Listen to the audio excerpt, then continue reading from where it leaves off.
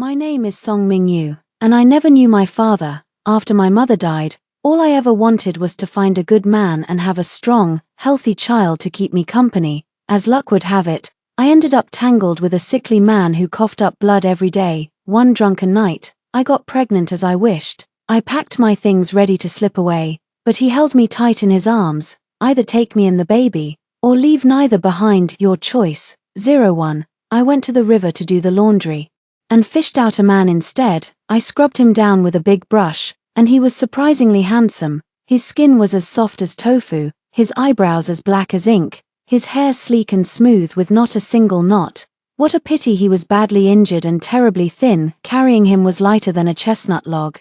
Otherwise, I could have asked him to help me have a child. I regretted it for a moment, then an idea popped into my head. I carried the big wooden bucket in one hand and him on the other, humming a tune as I walked. After a while, the unconscious man suddenly spoke, his voice cold and hard. Leave me and run, or you'll lose your life. Really, is that how you speak to your savior? I clamped down hard on his waist. Not a chance, you haven't repaid me yet. Cough, cough, cough. The man suppressed a fit of coughing. They're catching up. No sooner had he spoken than I heard a loud shout. There he is. It was followed by the rustle of many feet crunching on dry leaves, and the whiz of arrows flying through the air. Damn it, this man was useful to me. I couldn't let them take him away. I immediately broke into a run, the men behind me chasing me like glue, refusing to let go. The man on my shoulder jolted with every step, coughing incessantly. Throw the bucket away. I'll throw you away before I throw the bucket. My clothes are all in it. I was poor enough as it was. If I threw everything away, how would I afford new ones? I knew the mountain terrain like the back of my hand, and I was fast and strong. The men kept on my tail, but they could never catch up. The scar-faced leader snarled, "Stop, or we'll shoot you full of arrows." I was gasping for breath after running so far, and ahead of me was a cliff. 02. I set down the bucket, held the man tight to stop him from struggling, turned to the black-cloaked men and grinned, then jumped off the cliff with him in my arms. The wind howled in my ears, mixed with the man's urgent voice. Are you insane? Just like the time I accidentally fell, the branches of the big tree at the bottom of the cliff broke our fall. I rolled to the side, and my head hit a big rock. A wave of dizziness washed over me. Before I lost consciousness, I pulled off my red head rope and tied it around his wrist. Your life is mine now. Don't dare run away while I'm gone. When I woke up again, I was lying on my own bed, and the big wooden bucket was standing safe and sound in the yard. The man was sleeping on the ground next to my bed, on a thick bed of straw. His long black eyelashes were like a butterfly's wings, resting on his bloodless face. So handsome, yet such a sickly thing. I got up to cook porridge, and when I came back, he was awake. When he heard my surname was Song and that I'd never met my father, his dark eyes stared at my face in surprise, looking me up and down carefully. TSK. He must not have expected a country girl to be this beautiful. I waited on him hand and foot for a few days, and found out his name was Shan Jin, and he had no money on him. As for the rest, I got nothing out of him. 5 days later, there was a hint of color back in his tofu white face, and I dragged him out the door. I chattered non-stop the whole way. I'll take you to a nice place with white flour and rice. You have to play along later. Got it?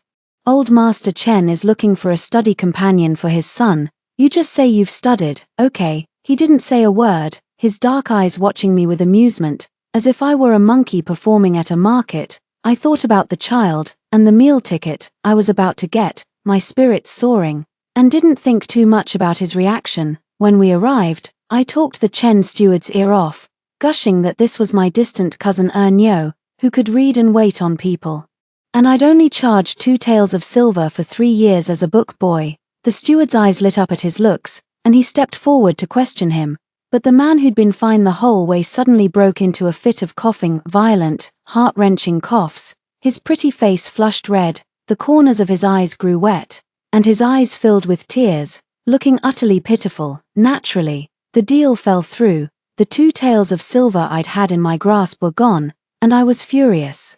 I stormed back home with my head down. He followed me the whole way, skinny as a bamboo pole, yet surprisingly fast on his feet, and not a single cough. I stopped short and glared at him fiercely. Why are you still following me? Shan Jin's dark eyes fixed on me, and he asked coolly, "You saved me just for 2 taels of silver."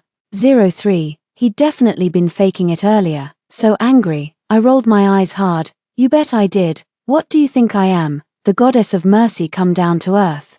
If I'd known you weren't even worth 2 taels of silver, why would I have wasted my time?" His handsome face clouded over, his dark eyes turning deep and shadowy. "Seeing as you live a lonely life, I won't hold it against you." He hadn't finished speaking when I heard a deep male voice call me, "Mingyu." I looked in the direction of the voice and broke into a big smile. Brother Danu. Dan Nyo was the village chief's only son. He broke off a section of lotus root from his bamboo basket and handed it to me. "Mingyu, just dug this for you." I swallowed hard and shook my head. "No need, Brother Danu. I still need to save up for the 2 taels of silver for a while longer." Dan Nyo's face turned bright red, and his mud-streaked hands twisted the rope of the basket tightly. "Mingyu, if you really mean it, you don't have to pay the silver tonight." I cut him off quickly. "That won't do, we agreed on this." Dan Nyo sighed. "Hurry then, my father's already arranging a marriage for me." I nodded firmly. After watching Dan Nyo leave, Shan Jin asked flatly, "You owe him 2 taels of silver, and he's saving it to marry a wife?" I snapped back irritably. "No, I give him 2 taels of silver, and he spends a few nights with me, so I can get pregnant smoothly." We were walking on a ridge at the time, and he stumbled at my words, nearly falling over. He looked at me with an expression of utter disbelief. I stared right back at him and said, "What are you looking at? Is it only okay for men to pay for women, but not for women to pay for men? Brother Danu and I have a pure monetary relationship. If you just played along earlier." I stroked my stomach regretfully. I might already be pregnant now. My mother had been driven out of her home after getting pregnant out of wedlock. And the smooth-talking man had never appeared again. She told me since I was little, no man is good for anything. My mother died 3 years ago, leaving me all alone. It was lonely. I didn't want to marry, but I wanted a child of my own. Looking all over the village, only Dan Nyo's family was all big and strong. In the countryside, a child didn't need to be too smart, but they had to be healthy, only then could they live a long life. Shan Jin was utterly shocked by my reasoning, and silently pulled his collar tighter around his neck. 04 H. With a frail body like his, he might not even be up to the task. Even if he was, the child we had would probably be as tiny as a cat. I wouldn't even look twice at that. I tugged at his hand to get my red head rope back. It was the last thing my mother bought me before she died, but he said he'd lost it. It infuriated me to no end. We walked all the way back to my shabby little house on the edge of the village. And there was actually a luxurious carriage parked in the yard. The bells on the 4 corners of the carriage must have been made of pure copper. They shone brightly in the sun, even glinting, as soon as they saw us. 4 tall black-cloaked men swarmed over and called out, "Young master." One of them stared straight at me and reached out to grab my throat. "Hey, how rude." I planted my feet firmly, reached out, grabbed his arm, and swung it up into the air. The black-cloaked man arced in a perfect semicircle and thudded to the ground. "Heh, I'm the prettiest girl for 10 miles around. If I wasn't born with superhuman strength, I wouldn't dare live alone in this remote place." The black-cloaked man's face turned red with embarrassment, mostly shame, not pain. Only then did Shan Jin speak slowly. "Don't trouble her, she saved my life." Everyone bowed their heads in unison and replied, "Yes, young master." Shan Jin got into the carriage, changed his clothes and combed his hair, and he looked just like a pot of freshly cooked chicken soup, bright and fragrant all over. He exuded nobility. Looking down at me from above, his handsome eyebrows slightly furrowed. "I never owe a debt of gratitude. You saved my life, name your reward." My eyes darted around the 4 sturdy black-cloaked men. What a tough choice. After a long moment, Shan Jin and I spoke at the same time. He spoke with a hint of arrogance, as if bestowing a gift. "Why not come with me from now on, and live in luxury with fine clothes and good food?" I pointed at the man I'd just thrown to the ground.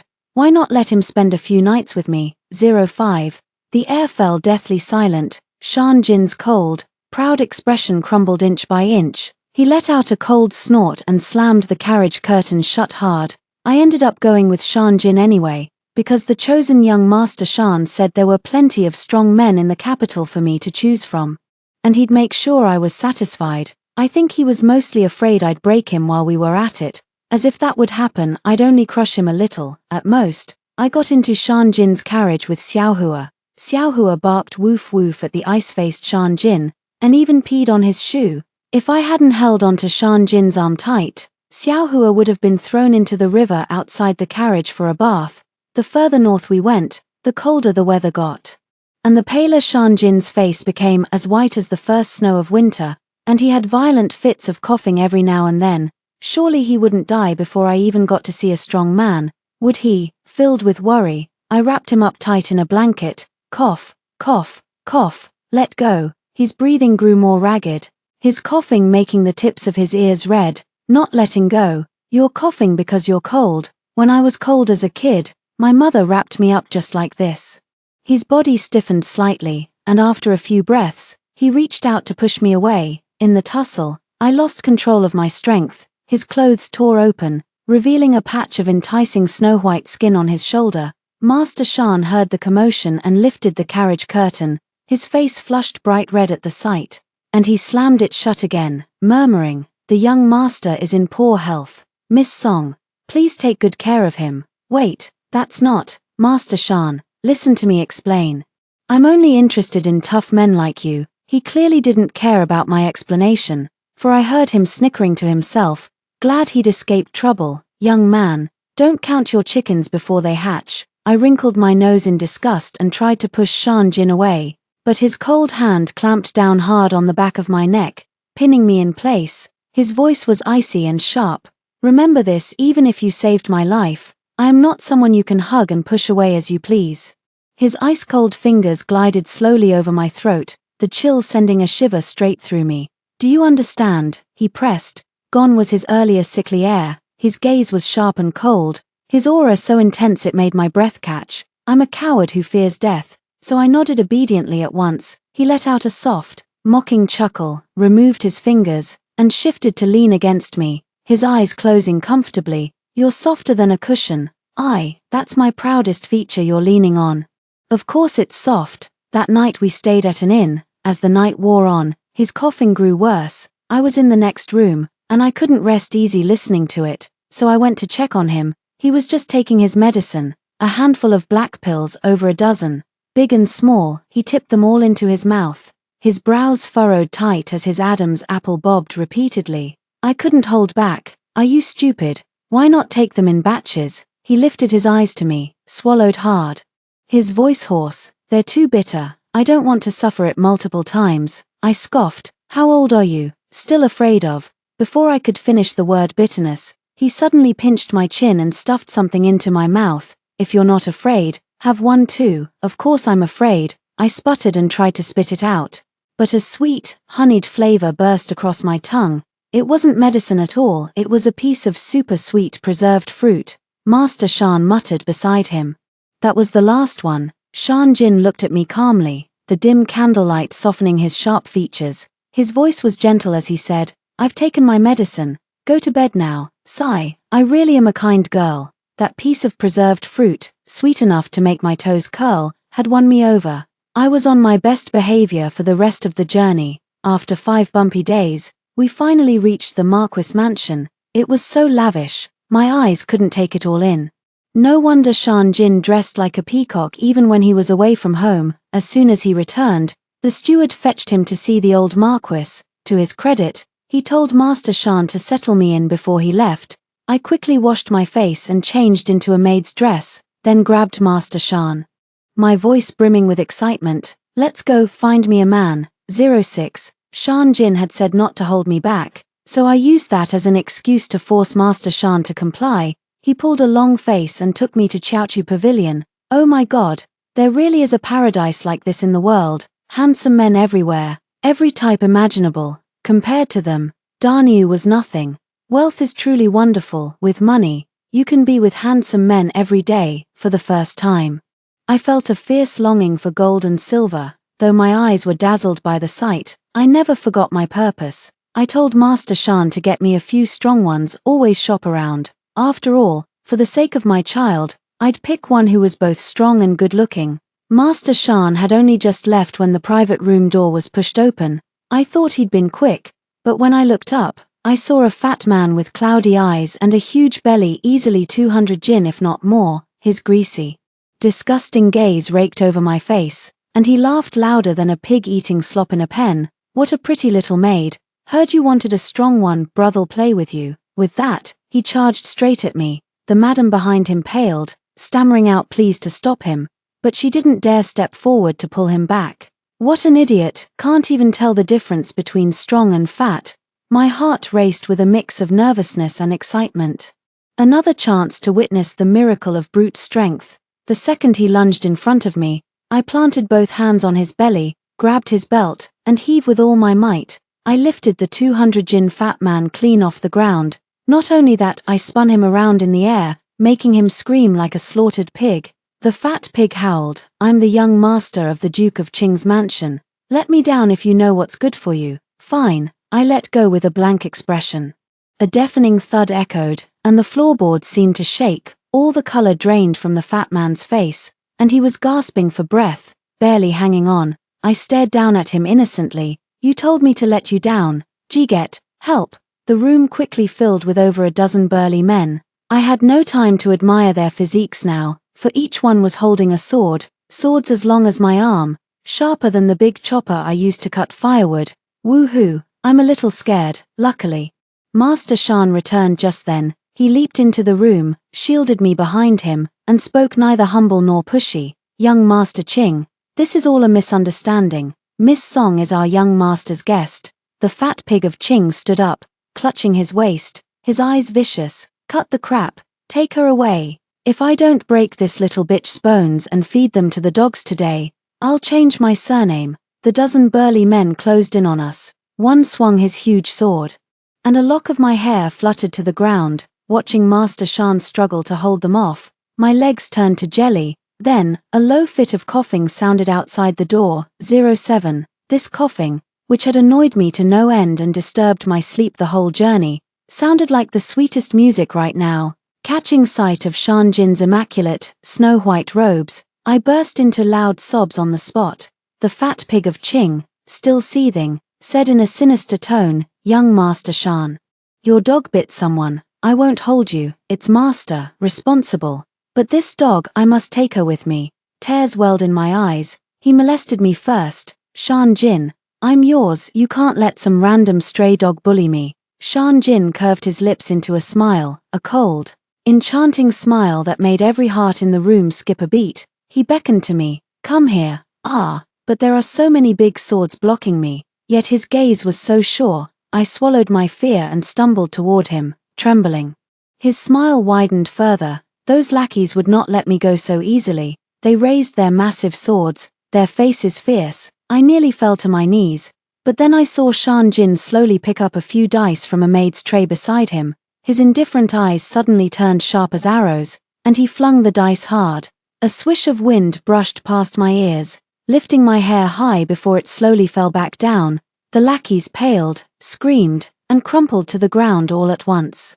Their swords clattering everywhere. I swallowed hard. Damn it, he's an incredible martial artist. He must have held back on me before I'd been rescued. But Shan Jin's face was dark as a storm cloud. I hung my head in shame, trailing after him like a scolded wife as we got into the carriage. The second the curtain fell, he broke into a violent fit of coughing. He was like a beauty carved from cold jade, aloof and icy, but the coughing painted his cheeks bright red, his eyes glistening with moisture.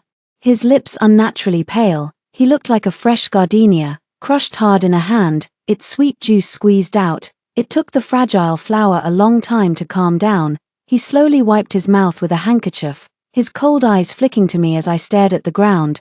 "Do you know your mistake?" I nodded vigorously. "Yes." His tone rose, sharp with irritation. "Then where did you go wrong?" I replied meekly. "I was wrong not to bring you along for such a fun thing." Cough, cough, cough.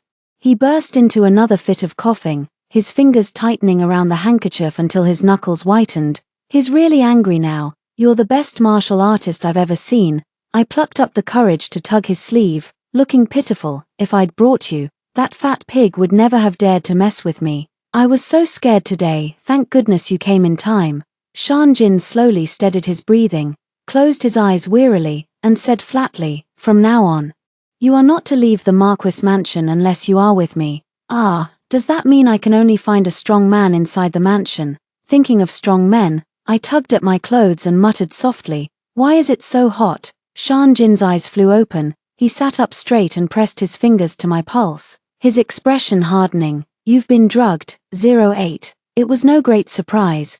Places like Child.I Pavilion often spiked the tea to make guests more amorous. Poor me.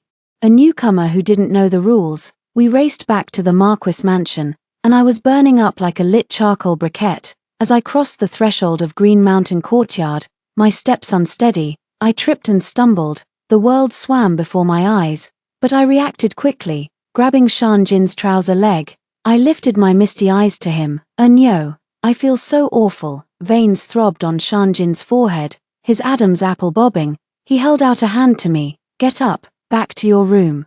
I glanced over my shoulder, my voice hoarse. "Can you send Master Shan to my room later?" Master Shan dropped to his knees with a thud, his nose running in fear. "Miss Song, spare my life." I licked my dry lips. "Then any of the other three will do. I don't care who it is, as long as I get pregnant. I'll leave the Marquis mansion at once." All three of them dropped to their knees in unison, begging for mercy. Woo-hoo, I'm so miserable. Am I really that bad? I'm throwing myself at them, no strings attached, and they still don't want me. Shan Jin ground his teeth.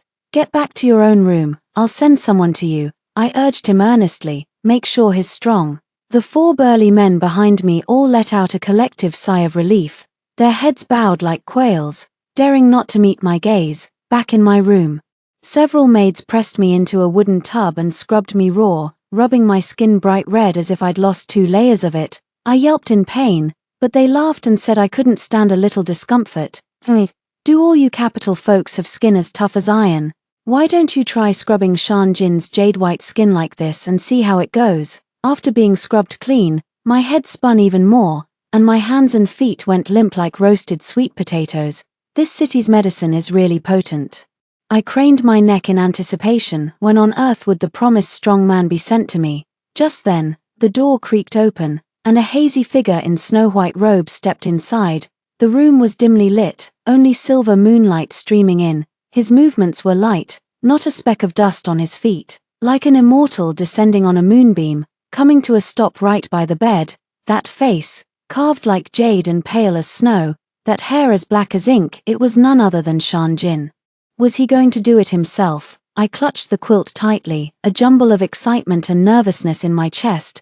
This wasn't right, was it? But if my child could inherit a face like his, I'd laugh in my dreams. Yet the thought of his frail body lingered. I was still torn when he slipped off his outer robe, leaving only a thin inner garment. Beneath the moonlight, the sheer fabric fluttered gently, hinting at the outline of his figure. I quickly freed one hand to cover my eyes, peeking at him through my fingers. "Don't move, you send someone else instead." He curved his lips into a smile, a faint one that turned my brain to mush. "This is my bedroom. If you want someone else, get out yourself." That's too much. The maids had only dressed me in a thin nightgown, so sheer it was almost nothing. How could I go out like this? He was clearly doing it on purpose. If I didn't take advantage of a good thing being handed to me, I'd be a fool. I hardened my heart, gritted my teeth, reached out, pulled him close, and whispered in his ear, "You came to me on your own accord. No takebacks." 09. His eyes darkened, his Adam's apple bobbed hard, his voice hoarse. "Song Mingyu, are you even a woman?" I chuckled, my hand brushing his cheek. "You'll find out soon enough." Having lived alone in this vast world for 3 years, I was lonely. I didn't trust men, but I wanted a child, a continuation of my life, proof of my existence, a companion for the rest of my days. I nuzzled his neck, clumsily yet eagerly pressing my lips to his, cold, soft, and faint with an addictive delicate fragrance. I closed my eyes involuntarily, about to lean in further, when I heard him cough softly and felt his fingers tap a few spots on my body sharply. I froze, unable to move an inch. "Shan Jin, let me go at once." I squawked. "I'm your savior, how dare you treat me like this?" I was furious. "Shut up." His icy voice came from above my head. I was about to hurl insults at him when he tapped me a few more times. Damn it, I couldn't speak anymore. I rolled my eyes up hard, But he was right behind me, and I couldn't glare at him. So infuriating. I was mentally slicing him to pieces with a big kitchen knife when a patch of cold pressed against my back. Shan Jin coughed softly, his voice laced with weariness. Calm your heart, wait out the night, and the drug's effect will fade. His whole body was cold, the chill seeping into me steadily, gradually dousing the heat in my chest. To the sound of his occasional soft coughs, I unexpectedly drifted off into a deep sleep. I had a dream. In it, Shan Jin and I tussled fiercely, neither gaining the upper hand. 10. Then I got pregnant, and 3 days later gave birth to a litter of babies. Each the spitting image of Shan Jin, and their first sound upon being born wasn't a cry, but a cough. I jolted awake in a cold sweat. I reached out, he was gone. A set of clothes was laid out by the bed, though.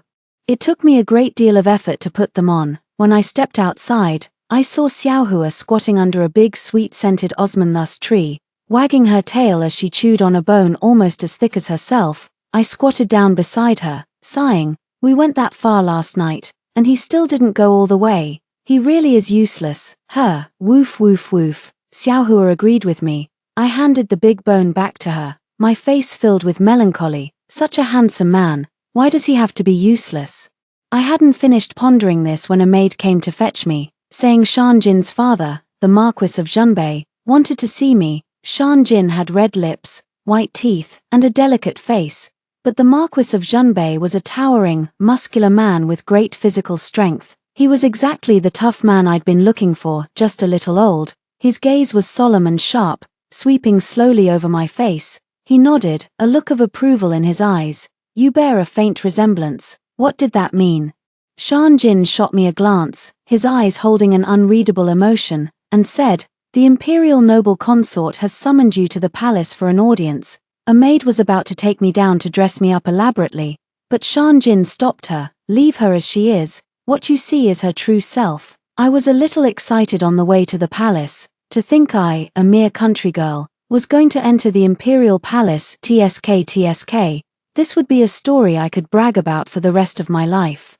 Shan Jin's expression was dark as he said, This trip is likely a feast of hongmen, a trap. I was over the moon. A feast? Will they serve food too? Cough, cough, cough. Shan Jin choked on his words and broke into a cough. I chuckled. I know there might be danger, but being scared won't help. It's better to think on the bright side. I pressed down on my trembling thigh and said in a loud voice, I'm not the least bit scared. Shan Jin glanced at me.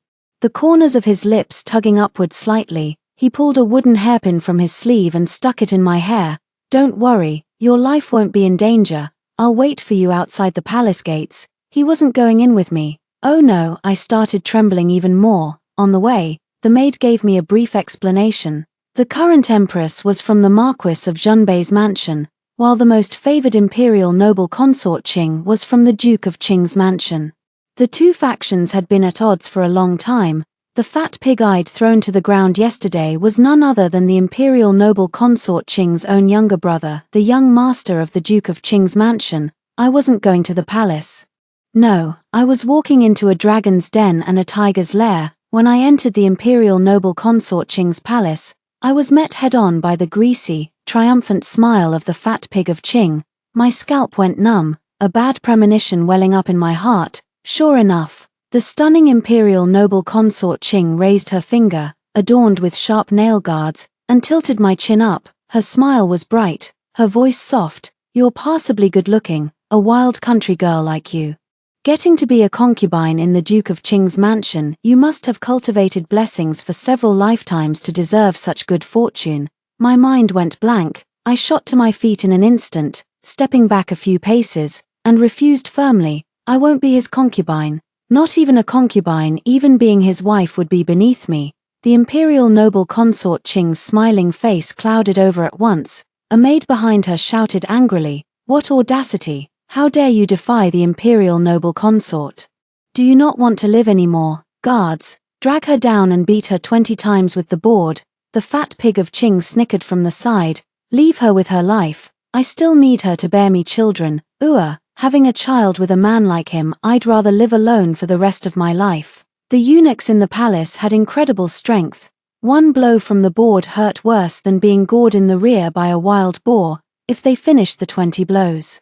I'd probably lose half my life right here. Shanjin the big liar, he said I'd be fine, said he'd wait for me outside the palace. He was probably waiting to collect my body. At the thought, tears streamed down my face in torrents. 11. The second blow was about to fall when a voice shouted from the door, "His Majesty the Emperor arrives." Could this be my savior? The maids and eunuchs tried to pull me to my feet, but I clung tightly to a wooden stool, wailing at the top of my lungs. "I'd rather die than be a concubine. Beat me to death if you dare." Everyone in the courtyard dropped to their knees in a flurry. The imperial noble consort Qing clung delicately to the emperor's arm and said, "This girl injured Qing Yuan yesterday. He chose not to hold it against her and even wanted to take her as his concubine. Yet this ungrateful girl refuses his kindness." I refused to let go of the stool, and then a figure in bright yellow silk squatted down in front of me.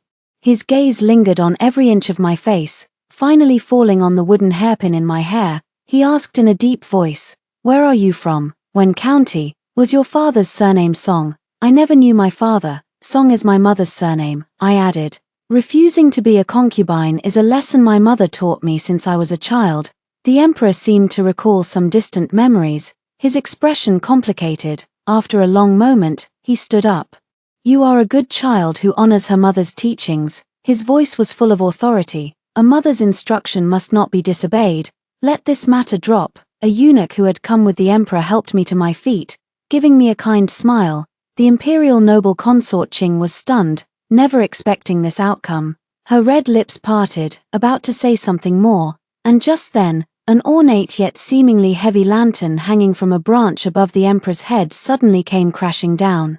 12. The sudden turn of events took everyone by surprise. The imperial guards were too far away, my brain went blank, and forgetting the pain in my rear, I charged forward, leaping up and slapping the lantern away with my bare hand. What a coincidence! The lantern slammed hard into the fat pig's chest, sending him sprawling face-first on the ground, his eyes rolling back in his head.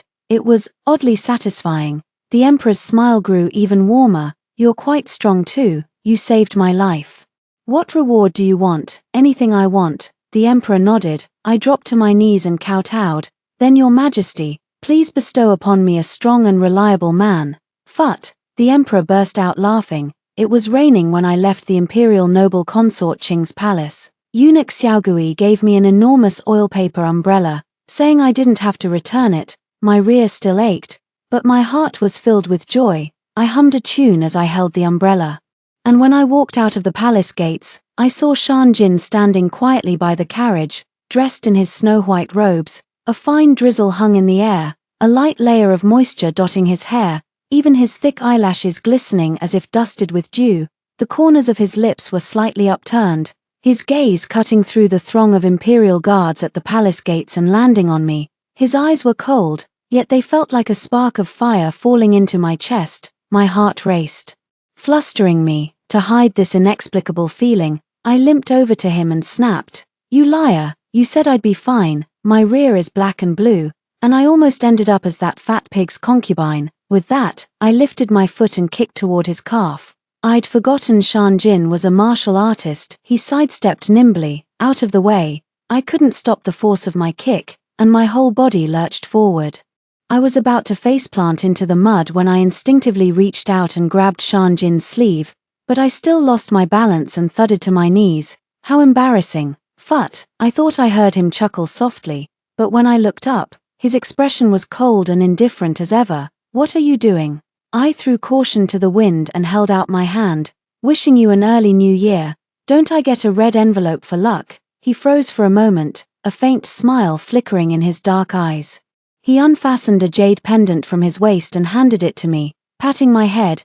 "Good girl. Take it." Master Shan hurried to speak. "Young master, that's the..." Shanjin shot him a sidelong glance, and he immediately hung his head and fell silent, chagrined. My eyes lit up with excitement. I cupped the jade pendant and examined it from all sides, swallowing hard. It's worth a lot of money, right? If I sold it, I could probably go to Chiao Pavilion and find a few strong men to have a child with. Shanjin seemed to read my mind. "You can keep it as a trinket, but you can't sell it." "Ah, only for looking. What use is that?" I muttered as I climbed into the carriage, But before I could sit down, Shan Jin pulled me into his arms and reached out to lift my skirt.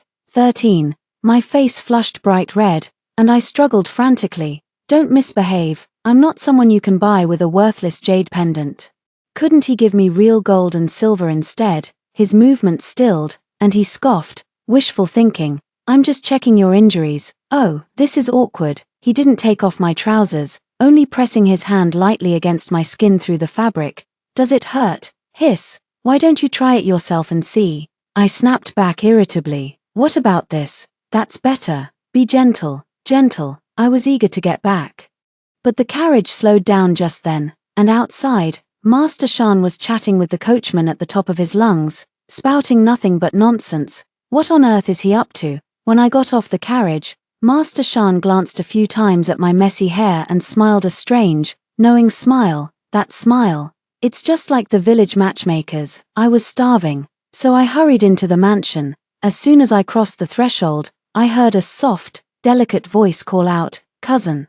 I followed the voice and saw a young girl in a primrose-colored dress. She had delicate features, fair skin, and a slender figure, holding an apricot-colored oil paper umbrella as if she'd stepped straight out of a painting, her almond eyes fixed on Shan Jin, and as she lifted her foot to cross the threshold, she tripped accidentally. She hurtled forward. Unlike my clumsy fall to my knees, Shan Jin reached out and caught her steadily this time, his voice soft as he asked, "When did you come back?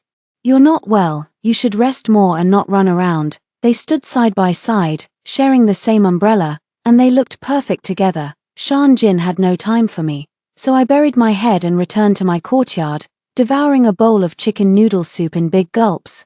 I just finished when a maid hurried over and said the cook had forgotten to add salt to the noodles. Really, maybe I was just too hungry to taste it. After eating my fill, I sat on the veranda to digest my food.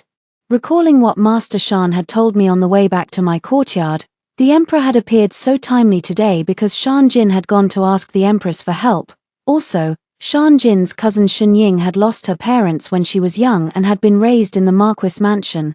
Growing up with Shan Jin, because of her poor health, she spent more than half the year living in a temple. Two sickly people together, aren't they afraid of having a litter of sickly children in the future? I was just thinking this when a soft, delicate cough sounded. Shen Ying was here. She smiled warmly and graciously, taking my hand. "Sister, I really have to thank you. If it weren't for you, I would have been the one in trouble this time." 14. Ah, she calls this trouble, even though I took a beating with the board. I'm wearing silk and satin, sleeping on a thick mattress and soft bed, eating the most exquisite delicacies. If this is trouble, I'd be happy to be trapped like this for the rest of my life. Shen Ying had no idea what I was thinking, smiling sincerely. "It's okay if you don't understand, just accept my gratitude anyway." With that, she waved her hand, and a maid behind her brought over a tray. Wow, it was filled with jewels and jewelry, plus 2 gold ingots. Oh my god, how many strong men can this buy? Shen Ying looked pleased as I stared at the treasures with greedy eyes, and the maid, quick-witted, prepared to set the tray down. I gritted my teeth and held her hand back, shaking my head. It was Shan Jin who brought me back here. If anyone is to give me gifts, it should be him. "Miss Shen, please take these things back." Shen Ying's brows furrowed. I pulled the jade pendant out of my sleeve. Actually, he already gave me a gift today. Shen Ying's gaze fell on the jade pendant, and her face paled dramatically. In the end, she left in low spirits. As she reached the end of the veranda, she suddenly turned around. Through the misty rain curtain, her eyes looked unusually dark and cold. "Perfect. Your discomfort is my comfort. Who are you pretending to be magnanimous for? With the look in your eyes today, I can tell you want to have a child with Shan Jin, but there's no need to take me as your rival in love. Shan Jin is much nicer to you than he is to me. I have a thick skin, so that single board didn't hurt my bones." After applying some stasis-removing ointment for 2 days, I was almost fully recovered. Just then, the Emperor issued an imperial edict. For meritorious service in saving his life, I was conferred the title of Lady Mingyu of the county, granted a fief of 300 households, and entitled to a yearly salary. What's more, I was allowed to attend the winter hunt in 2 days' time. Eunuch Xiao Gui, who came to proclaim the edict, leaned in and whispered mysteriously, His Majesty means there will be many young lords from noble families at the winter hunt. My lady, you can take a look for yourself and see if any catch your fancy. Oh my God, this isn't the emperor, this is my real father. Hunting wasn't the main point anyway. The real point was to resolve the marriage problems of young men and women in the capital, allowing a certain degree of free choice. Shan Jin's health was poor. Master Shan said he never attended such events in previous years. Perfect. He can stay in the mansion and be lovey-dovey with his cousin, while I go out and find myself a match. But the next morning, I lifted the carriage curtain and climbed in only to see Shan Jin sitting there, sipping tea leisurely. I curled my lip. He set down his teacup and glanced at me. You can't even draw a bow. Why did the emperor let you go? I replied, grinning from ear to ear. His Majesty said I can pick a favorite strong man from the participants. Hehe, 15. Shan Jin raised an eyebrow, poured a cup of tea, and pushed it toward me. Drink, the temperature is just right. I was thirsty anyway, so I let my guard down, picked it up, and gulped it down in one big mouthful. Phut, it was scalding hot, and I spat it all out at once. I glared at him fiercely. Did you do that on purpose? He picked up his own teacup and took a sip, his expression calm. I think the temperature is perfect. It's not the same. You've been holding that cup for ages, it's already cold.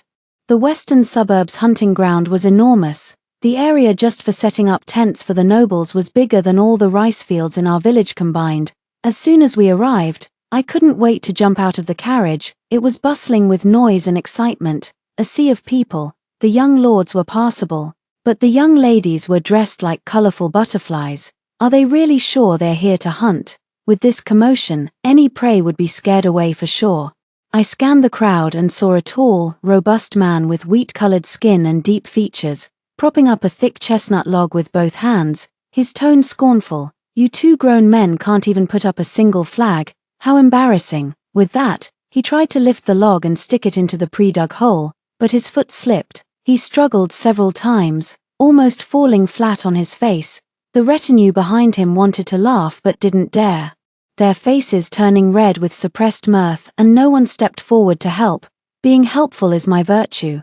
I walked over, snatched the log from him, and jammed it into the hole with a thud, saying to the stunned man, "What are you standing there for? Fill the hole with dirt." The man's eyes lit up, like a dog spotting a bone. After we finished, the Marquis Mansion's tent was already set up.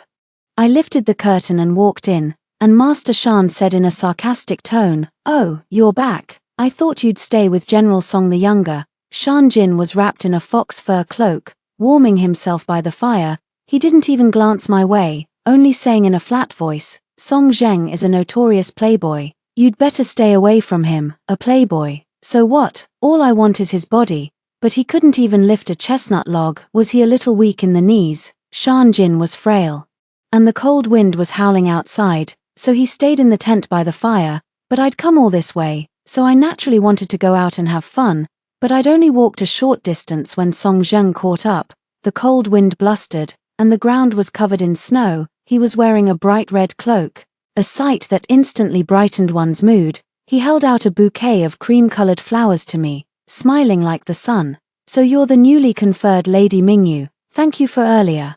I picked these myself. Will this do as a thank you gift?" 16. As he spoke, he preened and ran a hand through his hair proudly. "TSK. I took the flowers and chuckled. Nice grass, in the countryside. We feed this to pigs. It's just a little light on the portion." Though, Song Zheng's expression crumpled, and his retinue couldn't hold back their laughter any longer. Song Zheng flew into a rage. "What are you laughing at? Didn't you hear the lady say it's too little? Hurry up and pick more at once. Make sure you fill the lady's pig up." He seemed to be insulting me in a roundabout way, but I didn't bother to argue. Continuing to walk into the forest, Song Zheng trotted after me, close on my heels. After walking a while, we found a litter of rabbits. This time he finally had a chance to show off. We worked hard, and he put on a big performance. Catching all 5 fluffy white rabbits from the litter, he tied their legs together with straw rope, slung the string over his hand, and swirled it in front of my eyes, leaning in close with his peach blossom eyes fixed on me. "Aren't they adorable? I'll take them back for you to raise. How about making them our engagement token? Isn't it such a fresh, unique, and creative idea?" I reached out and squeezed one rabbit's belly, nodding in satisfaction. They're pretty good, each one's nice and fat. Let's take them back and roast them for dinner. Song Zheng was completely dumbfounded. He flung the rabbits in his hand. My lady, you're fascinating. You don't play by the rules at all. But he underestimated his own strength. With that fling, the straw rope snapped, the rabbits flew off, and scattered in all directions. I let out a shriek. Hey, my rabbit. My eyes were fixed on the fattest one. But it was far faster than me. I was about to lose it when the clatter of hooves sounded behind me. Before I could react, I was yanked onto the horseback and pressed tightly against Shan Jin's chest. The horse galloped forward, the wind roaring in my ears, mixed with Song Zheng's furious shouts. I was about to listen to what he was yelling when Shan Jin pressed something into my hand. The rabbit's right ahead. Shoot it yourself with this crossbow. But I don't know how. He reined in the horse, wrapped his arm around me, lifted my right arm high, and leaned in close to my ear. His voice firm. It's simple. Aim first, then press. We were so close that I could feel the thud of his heartbeat, smell the faint scent of medicine on him, and hear the soft bob of his Adam's apple. My head was buzzing. Seeing half the rabbit's body already in its burrow, I didn't dare get distracted. The short arrow whizzed out and hit the rabbit right on the rump. I actually hit it. I scrambled off the horse, picked up the bleeding rabbit, and yelled up at Shan Jin on the horse. I hit it on my first try. Shan Jin held the reins, coughed softly twice, and his dark eyes sparkled like they held stars. Yes, you're amazing. Song Zheng ran over, clutching 2 rabbits. I'll give you these 2. I saw another rabbit burrow ahead. Let's keep going. I was on a high. Sure, you dig them out, I'll shoot. Just then, a cold wind blew, and Shan Jin broke into a violent fit of coughing. 17. His pale face flushed bright red, the veins on his neck standing out clearly. His straight back hunching over like a frail shrimp. I hurried over, chiding him. You know you're sickly. Why do you run out in this freezing cold? I reached for the reins. Let's go, head back first. Song Zheng stepped forward and grabbed my wrist. You're not playing anymore. Besides rabbits, there are pheasants in the mountains. We can catch one and make a feather fan for you. I'm hungry. Let's go back and eat first. Song Zheng raised an eyebrow. Fine, then I'll go back with you. Tell me about the fun things you did in the countryside before. It was rare for a young lord to be interested in such things, and I was about to chat away when Shan Jin bent down, scooped me up, and plopped me back on the horse. Cough, cough, cough. He finally calmed his cough, gasped, and said, sit in front, block the wind for me. Is this even human behavior? I may be super strong, but I'm still a girl. But Shan Jin wouldn't let me argue, and urged the horse into a gallop, in a panic. I quickly snatched the 2 rabbits from Song Zheng's arms. Mud splattered by the horse's hooves hit Song Zheng in the face. He seemed to be yelling curses, but the wind was too loud to hear what he said. Shan Jin opened his fox fur cloak and wrapped me in it, even putting his hat on my head. So I wasn't cold at all, though by the time we reached the camp, his cough had gotten much worse. Master Shan waited on him to take his pills and lie down to rest. I had no mood to dig for more rabbit burrows. So I went out of the tent, found someone to clean the rabbits, marinated them, and set them over the fire to roast. After roasting for more than an hour, the aroma wafted everywhere, and I swallowed hard. Just then, Shan Jin came out, his face still looking pale. I pointed at the sizzling rabbits. Are you hungry? They'll be ready soon. I've been turning them the whole time. They must be so tasty, he replied flatly. The crown prince has summoned me for dinner. Eat as much as you want by yourself. Oh, I answered, disappointed. He followed a young eunuch forward, leaving a trail of lonely footprints in the snow. After walking about 2 jong, he suddenly stopped and turned to look at me, the corners of his lips curving up. If you can't finish, save some for me. 18. My downcast eyes lit up in an instant, and I curled my lip. Then you have to come back early, or I'll eat it all. As soon as Shan Jin left, Song Zheng showed up, drawn by the smell. He sniffed the air and licked his lips. My lady, I didn't know you had such skills, I preened. There's a lot you don't know about me. He chuckled and handed me a box. I opened it, and wow, it was filled with more than a dozen hairpins of different styles. Song Zheng smiled brightly. They're all for you. These can't be fed to pigs, right? I swallowed hard and pushed the box back. I don't accept gifts for no reason. I'm staying at the Marquis mansion now. I can't bring shame to Shan Jin, not being upset by my refusal. Song Jung smiled even wider, leaned in, and whispered, I heard you want to find a strong man to have a child with. What about me? As he spoke, he patted his chest. I broke off a rabbit's head and stuffed it forcefully into his mouth. Not good enough. His figure was perfect, but in the short time he'd sat here, 5 women had batted their eyes at him. What if this womanizing trait is hereditary? He yelped from the heat, spat out the rabbit's head, and reached for a rabbit leg. I'm General Song the Younger, and this is all you give me to eat. But the second his hand touched it, I swatted his knuckles with a fire iron. Get lost. This is saved for Shan Jin. If you don't want the head, go back to your own tent. Song Jung pouted unhappily.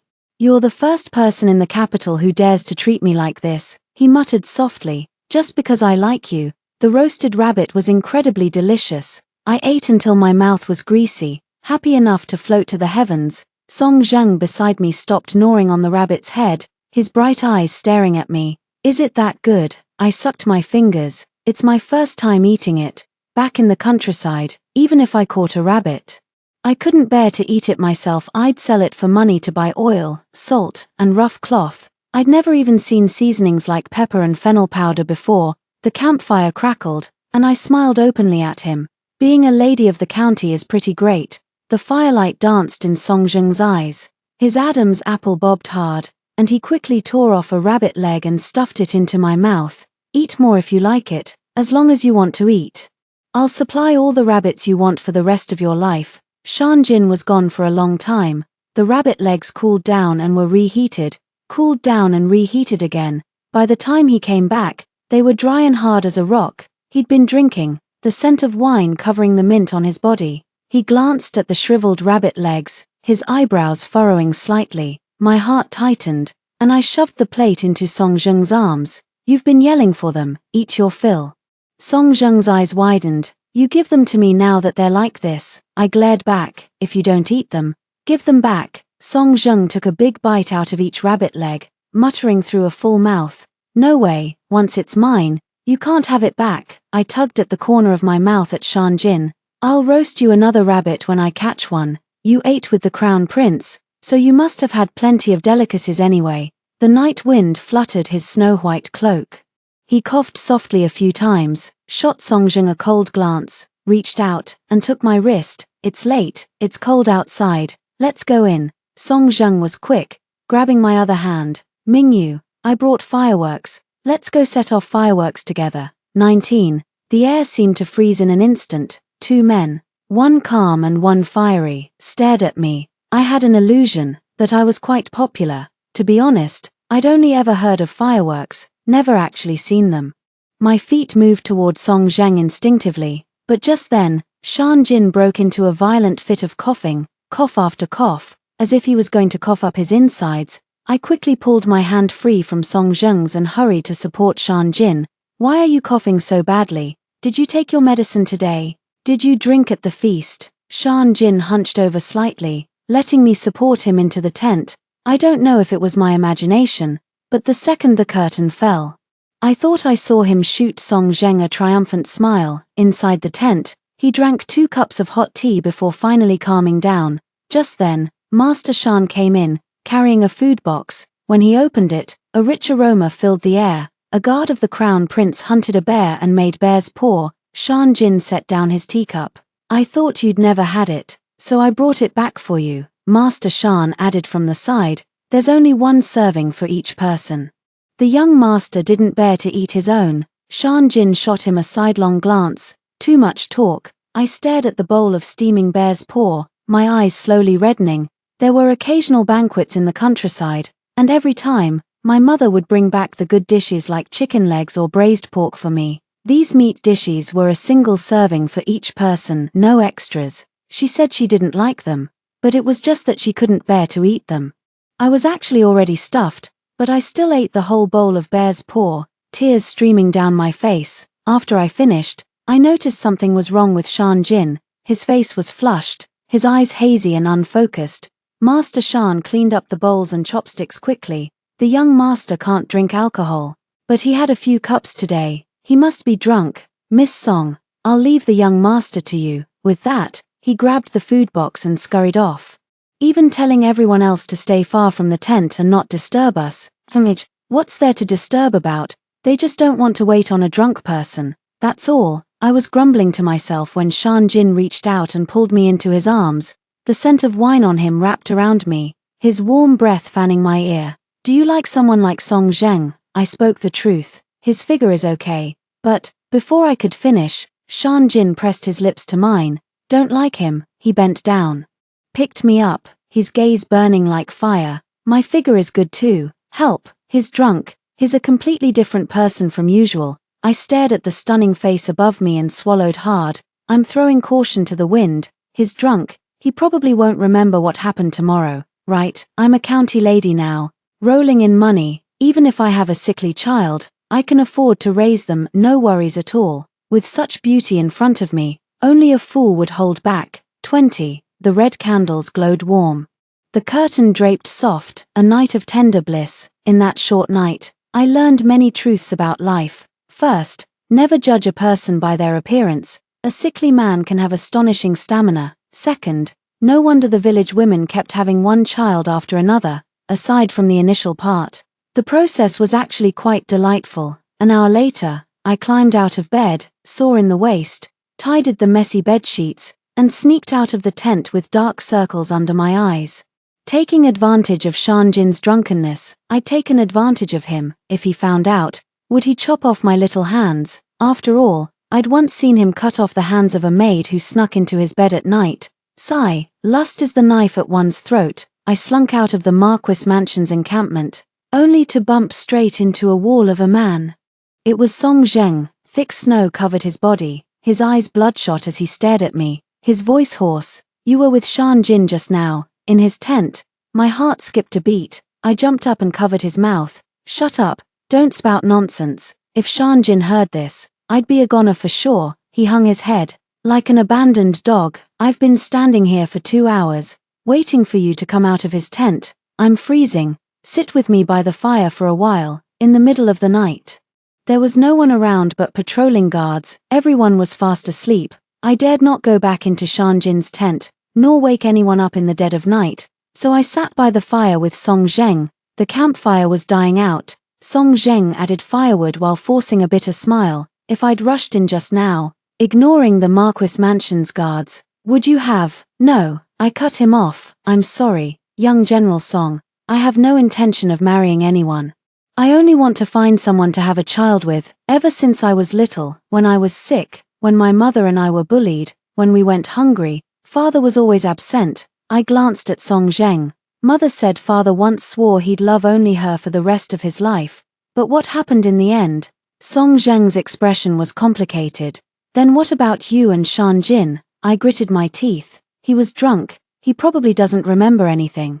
Please don't say a word about this either. Under my intense gaze, Song Zheng gave in. Fine, I'll do as you say. I was exhausted, not just in body, but in heart too. The warm firelight wrapped around me, my head grew dizzy, and I gradually drifted off to sleep. I dreamed again. I dreamed that Shan Jin found out about our absurd night, and reluctantly married me, but his eyes were filled with loathing when he looked at me, and half a year later, he took Shenying into the mansion as his wife.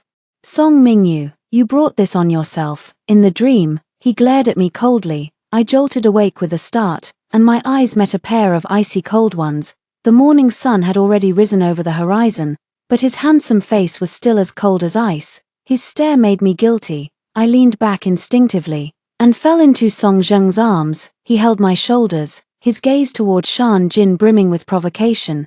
Young Master Shan, you've frightened Mingyu. My heart was indeed pounding wildly.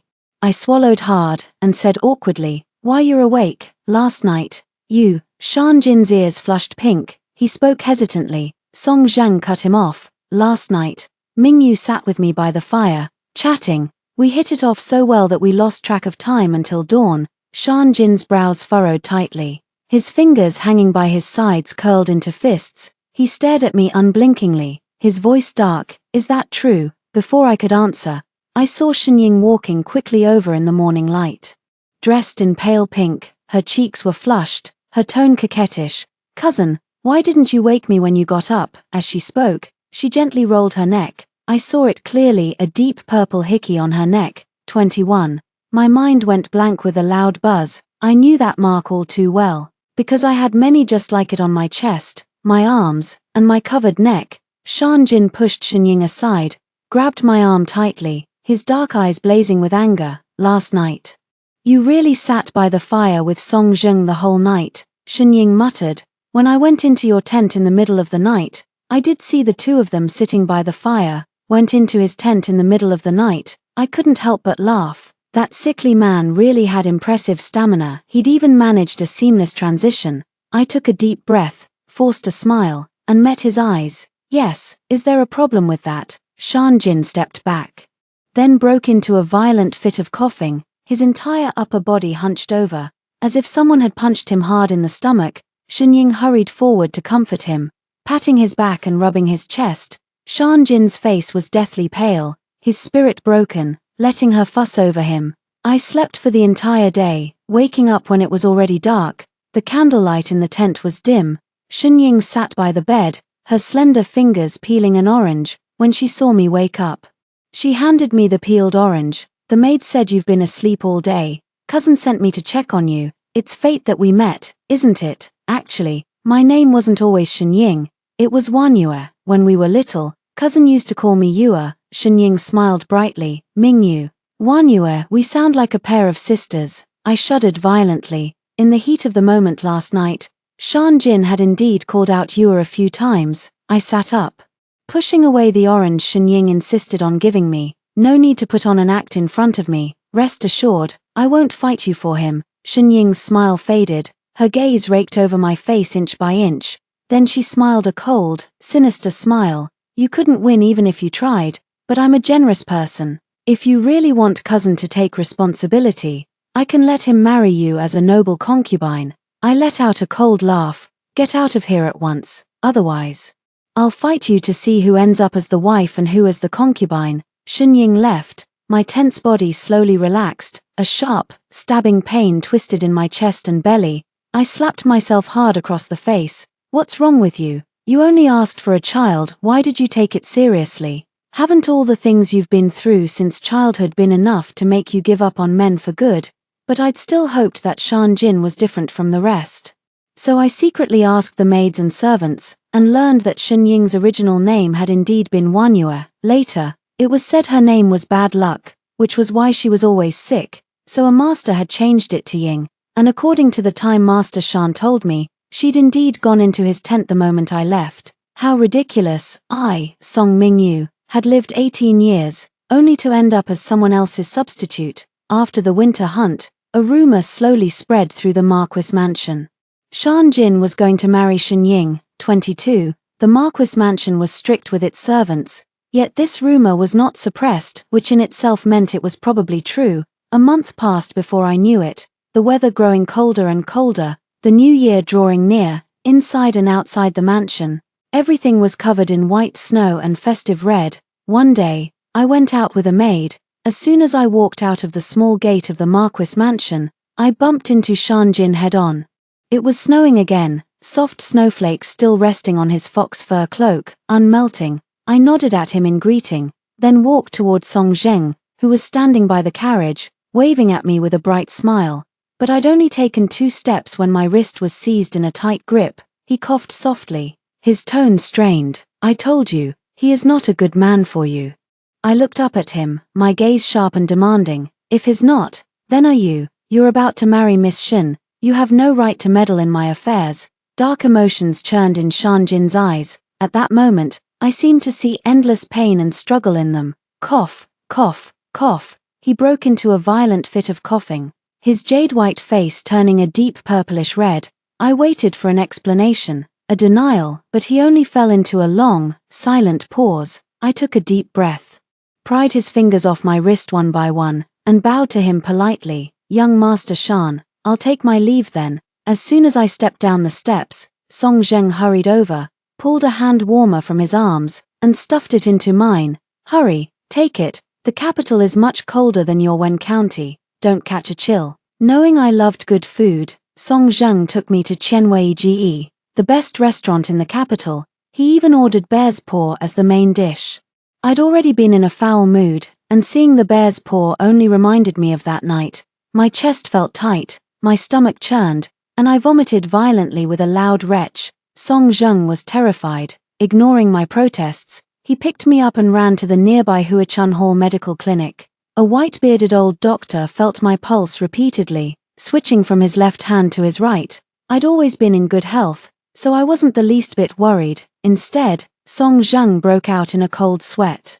Asking repeatedly, "How is she?" The old doctor stroked his beard. "Congratulations, young master, congratulations, madam. The madam is with child, 23, pregnant from just one night." My emotions were a jumble. Song Zheng looked as if he'd been struck by lightning. By the time we returned to the Marquis mansion, the sky had already turned dark. The red lanterns at the mansion gate swayed, casting flickering light and shadow on Shanjin's face. When he saw me get out of the carriage, he smiled faintly at me. It was like the first ray of spring sunshine breaking through the ice.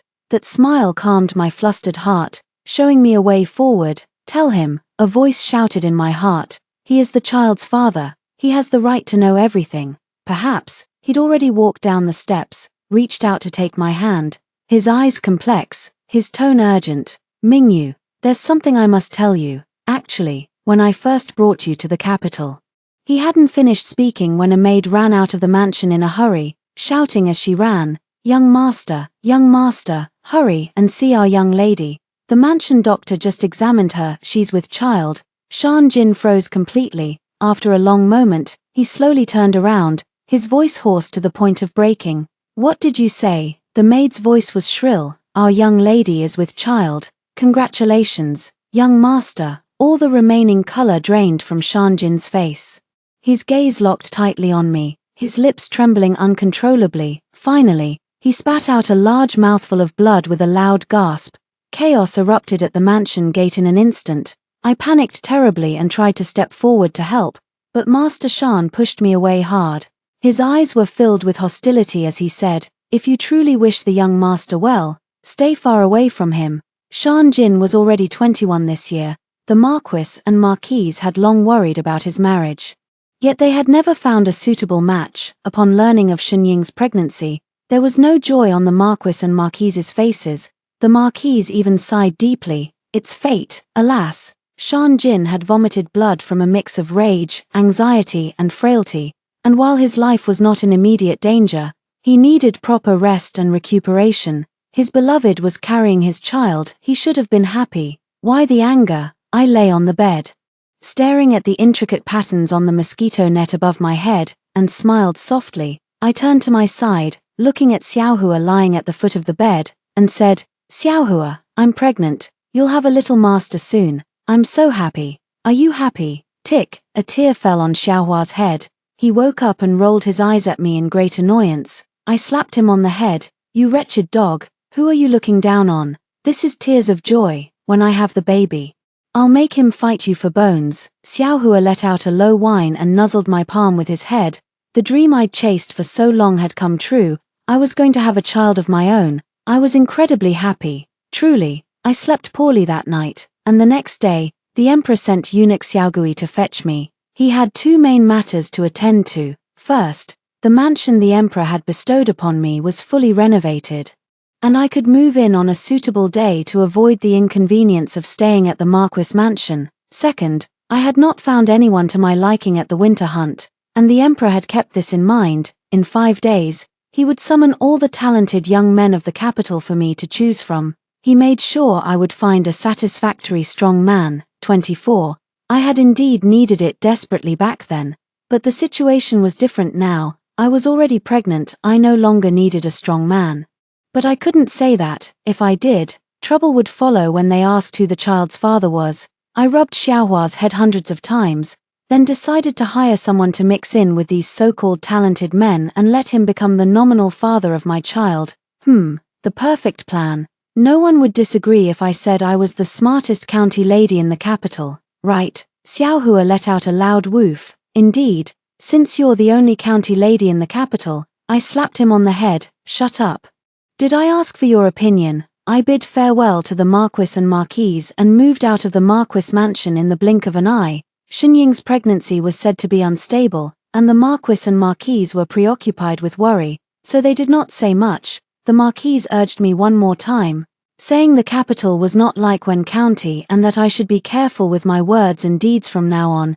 She added that the Marquis mansion would be like a second home to me, and even gave me the deed of sale for the maid who attended me. The servants loaded my luggage onto the carriage, and I took one last look at the gate of the Marquis mansion. The maid asked in a low voice, "My lady, won't you go bid the young master farewell?" I grinned, "No need. I had already bid him a heartfelt farewell in my heart. Farewell, Shanjin. Farewell, father of my child." On the third day after moving, it was the day the emperor had set for me to choose a husband. Wow.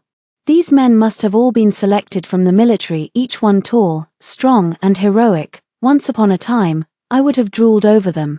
But now, the strong men all stared at me with eager eyes, looking at me as if I were a big piece of fat meat. Eunuch Xiaogui spoke obsequiously from the side, "My lady, these candidates were personally chosen by His Majesty. How do you plan to make your selection?" Meaning I shouldn't let the emperor's kindness go to waste, I rolled up my sleeves. "Arm wrestling, whoever beats me, I'll marry him," mainly because this would make it easy for me to cheat. A commotion broke out among the crowd. The strong men looked at me as if they were pitying a fool. "Men, you're still too young." When I effortlessly beat 20 men in a row at arm wrestling, the expressions on everyone's faces changed. Next, I stretched my wrist and looked up at the man opposite me. Freezing for a moment, it was Song Zheng. He had lost a lot of weight, his eye sockets were sunken, and his eyes were bloodshot. I lowered my voice. "What are you doing here joining in the fun?" His voice was hoarse. "I'm not joining in the fun. My family is pressing me hard to marry, and I don't want to take a wife who will tie me down. Let's form an alliance to solve each other's troubles." His gaze on me was both warm and painful. "Mingyu, let me win. Look behind me." 25. I looked up and saw Shan Jin, dressed in a white fox fur cloak, covering his mouth with a handkerchief and coughing, staring straight at me through the sea of people. My heart lurched violently. What was he doing here? Song Zheng lowered his voice. "If you don't let me win, are you sure you can beat him? Or are you willing to go to him and share a husband with Xinying?" I lowered my eyes, avoiding Shan Jin's spider web-like gaze, slowly placed my hand on the table, and forced a smile at Song Zheng. "Come on." Song Zheng took a deep breath and grasped my hand. As a young general who had fought on the battlefield, his strength was far greater than the previous men's. My hand wavered, and when I looked up, I saw the maid beside Xinying appear, speaking anxiously to Shan Jin. I smiled softly and loosened my strength. Slap! Song Zheng pressed my hand down on the table. He had one. He stared at the scene in disbelief, frozen for several seconds.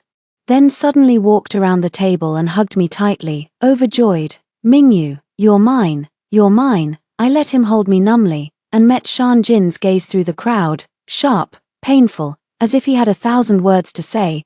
I placed my hand on my belly and looked away. The matter was settled, and everyone left. Silence returned to the mansion. I lifted my foot to go to the backyard, but my wrist was seized tightly by Shan Jin. His gaze burned like fire. "Song Mingyu, are you really going to decide your life's fate so recklessly?" Song Zhenghe. My heart and guts trembled, my hand hidden in my sleeve clenched into a fist, and I interrupted him with a smile. "If I don't be with Song Zheng, should I be your concubine instead?" Shan Jin's face turned pale in an instant. "I would never let you be a concubine. Give me a little time, I will definitely, then be your wife, and let Xinying be the concubine." I scoffed and interrupted him. "I'm a country girl. But my mother told me since I was little, either don't marry at all, but if I have to, my husband must never have anyone else for the rest of his life." I pulled the jade pendant from my chest and handed it to him. "I only found out a few days ago that this is the heirloom jade pendant of the Marquis mansion. It's not suitable for me. Please take it back, young master." 26. His expression was cold and painful. "What's given is given, there's no taking it back." "But I don't want it." I couldn't have it, even if I wanted to. I forced the jade pendant into his hand, but he turned away with a cold face. In the tussle, the jade pendant fell to the ground, a sharp crack rang out, and the jade pendant split into two halves. Both Shan Jin and I froze. I smiled indifferently. It's broken. Neither of us can have it now, young Master Shan. We will soon marry other people. We'd better keep in touch as little as possible in the future. I stood on the tallest pavilion in the mansion, watching Shan Jin cough as he boarded the carriage. The wind and snow raged, his white fox fur cloak fluttered violently, as if it would carry his thin figure away with the wind. The maid stepped forward, handed me the broken jade pendant, and sighed. My lady, stop crying. Was I crying? I wiped my face with my hand, and it was wet. It was just the wind being too strong. I took the jade pendant and clenched it tightly in my hand. Whole, I couldn't have it. Broken, I could keep it well. I waved my hand grandly and smiled brightly. Maid, being a county lady is wonderful. Find more people to come and make me happy. Wealth, leisure and a little power. Wasn't this the life I dreamed of? Soon, gossip spread through the capital. The county lady's mansion held feasts every night, and the county lady's fiancé, young General Song, not only did not stop it, but even helped call people from Chiao Pavilion. This couple was truly birds of a feather. During this time, the maid also told me that Shan Jin had fallen seriously ill after returning to the mansion that day and had been bedridden ever since. Shen Ying had gone to see him many times, but had not even been allowed to see his face. The maid glanced at me secretly and said in a low voice, "Your maid heard that the young master said he would marry Shen Ying, but he would never step foot in her room for the rest of his life. Can you believe that?" I pulled out the hairpin from my head and rolled my eyes. Men's words are deceitful lies. Maid, do you even believe that? Soon it was little New Year's Eve. I sent Song Zheng back to the general's mansion, and the musicians and singers were gone too. The mansion was quiet for once. On such a happy day, the tactless Shen Ying came to the door to annoy me. 27. She was wrapped up tightly, wearing loose clothes, counting the days. She and I should have become pregnant on the same day, yet her pregnancy was far more obvious than mine. After I dismissed the maids as she requested, she grabbed my hand in panic. "Sister Mingyu, leave the capital at once, otherwise, you will be in mortal danger." I had no idea what trick she was playing, so I frowned and remained silent. She leaned forward, her voice lowering even more. "His Majesty favors you because he thinks you are his long-lost daughter living among the people. Cousin brought you back to the capital precisely because your mother's surname is Song and you have no father since childhood." I thought for a moment and asked, "If it's not me, then where is the emperor's real daughter now, and why would Shan Jin commit the crime of deceiving the emperor?" Shen Ying stroked her belly gently. "I am the emperor's real daughter. From her account, I learned the whole story, many years ago, when the emperor was still a prince. He had traveled to the south of the Yangtze River on official business and made a private vow of eternal love with Shen Ying's mother. After returning to the capital, the late emperor had already chosen a princess for him, Shan Jin's aunt, to fight for the throne smoothly. The emperor chose to accept it and concealed his love affair with Shen Ying's mother. On the eve of his wedding, Shen Ying's mother had come to the capital with the infant Shen Ying, and by a stroke of luck, she was rescued by the current empress. If Shen Ying's mother's matter had been exposed, the emperor would surely have been attacked by his political enemies, and for the sake of the Marquis of Zhonbei's reputation, the marriage might have been called off. I panicked and tried to step forward to help, but Master Shan pushed me away forcefully. His eyes were filled with hostility. "If you truly wish the young master well, stay far away from him." Shan Jin was already 21 this year. The Marquis and his wife had long worried about his marriage, yet no suitable match had ever been found. Upon hearing of Shen Ying's pregnancy, there was no joy on the Marquis and his wife's faces. The Marquise even sighed deeply. "It's all fate, alas." Shan Jin had vomited blood from a mix of rage, anxiety, and frailty. His life was not in immediate danger for the time being, but he still needed proper rest and recuperation. His beloved was carrying his child. He should have been over the moon. Why the anger? I lay on the bed, staring at the intricate patterns on the mosquito net above, and smiled softly. I turned to my side, looking at Xiaohua lying at the foot of the bed, and said, "Xiaohua, I'm pregnant. You'll have a little master soon. I'm so happy. Are you happy?" Tick, a tear fell on Xiaohua's head. He woke up and rolled his eyes at me in great annoyance. I slapped him on the head. "You wretched dog, who are you looking down on? These are tears of joy. When I have the baby, I'll make him fight you for bones." Xiaohua let out a low whine and nuzzled my palm with his head. The dream I'd chased for so long had come true. I was going to have a child of my own. I was incredibly happy. Truly. I slept poorly that night, and the next day the emperor sent eunuch Xiaogui to fetch me. He had two main errands. First, the mansion the emperor had bestowed upon me was fully renovated, and I could move in on an auspicious day to avoid the inconvenience of staying at the Marquis mansion. Second, I had not found anyone to my liking at the winter hunt, and the emperor had kept this in mind. In 5 days, he would summon all the talented young men of the capital for me to choose from. He made sure I would find a satisfactory strong man. 24. I had indeed needed it desperately back then. But the situation was different now. I was already pregnant. I no longer needed a strong man. But I couldn't say that. If I did, trouble would follow when they asked who the child's father was. I rubbed Xiaohua's head hundreds of times, then decided to hire someone to mix in with these so-called talented men and let him become the nominal father of my child. The perfect plan. No one would disagree if I said I was the smartest county lady in the capital, right? Xiaohua let out a loud woof. Indeed, since you're the only county lady in the capital, I slapped him on the head. Shut up.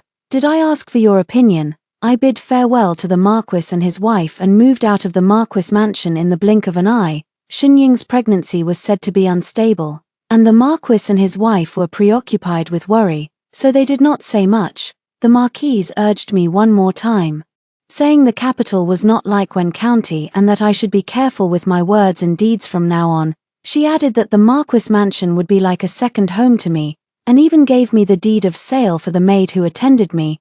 The servants loaded my luggage onto the carriage, and I took one last look at the gate of the Marquis mansion. The maid asked in a low voice, "My lady, won't you go bid the young master farewell?" I grinned, no need. I had already bid him a heartfelt farewell in my heart. Farewell, Shan Jin, farewell, father of my child. On the 3rd day after moving, it was the day the emperor had set for me to choose a husband. Wow, these men must have all been selected from the military, each one tall, strong, and heroic. Once upon a time, I would have drooled over them. But now, the strong men all stared at me with eager eyes, looking at me as if I were a big piece of fat meat. Eunuch Xiaogui spoke obsequiously from the side.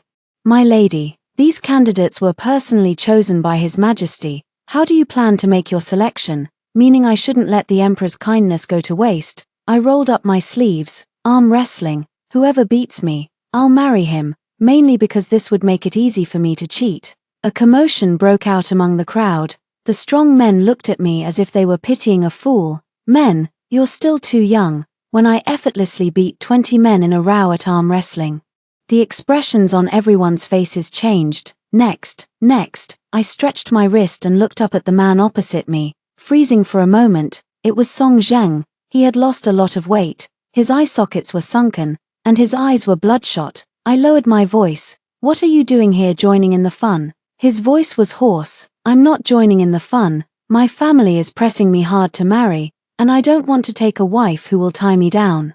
Let's form an alliance to solve each other's troubles." His gaze on me was both warm and painful. "Mingyu, let me win. Look behind me." 25. I looked up and saw Shan Jin, dressed in a white fox fur cloak, covering his mouth with a handkerchief and coughing, staring straight at me through the sea of people. My heart lurched violently. What was he doing here? Song Zheng lowered his voice. "If you don't let me win, are you sure you can beat him?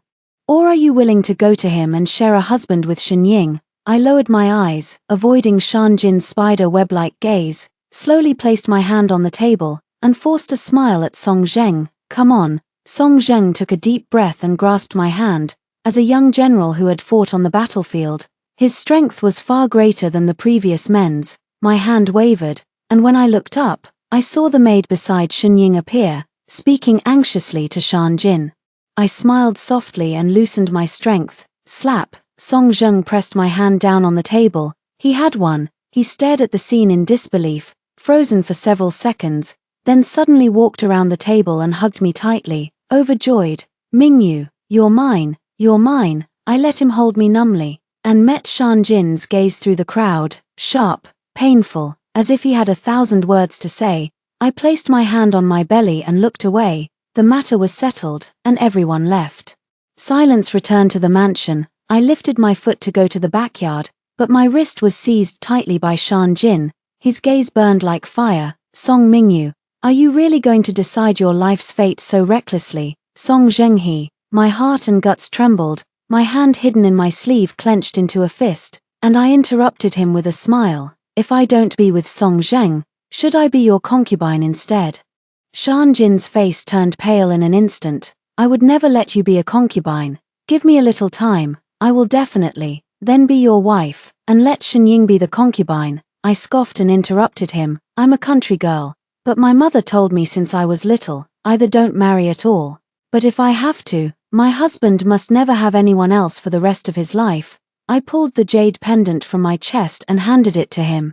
I only found out a few days ago that this is the heirloom jade pendant of the Marquis mansion. It's not suitable for me. Please take it back, young master. 26. His expression was cold and painful. What's given is given, there's no taking it back. But I don't want it, I couldn't have it. Even if I wanted to. I forced the jade pendant into his hand, but he turned away with a cold face. In the tussle, the jade pendant fell to the ground, a sharp crack rang out. And the jade pendant split into two halves. Both Shan Jin and I froze. I smiled indifferently. It's broken. Neither of us can have it now, young Master Shan. We will soon marry other people. We'd better keep in touch as little as possible in the future. I stood on the tallest pavilion in the mansion, watching Shan Jin cough as he boarded the carriage. The wind and snow raged. His white fox fur cloak fluttered violently, as if it would carry his thin figure away with the wind. The maid stepped forward, handed me the broken jade pendant, and sighed. My lady, stop crying. Was I crying? I wiped my face with my hand, and it was wet. It was just the wind being too strong. I took the jade pendant and clenched it tightly in my hand.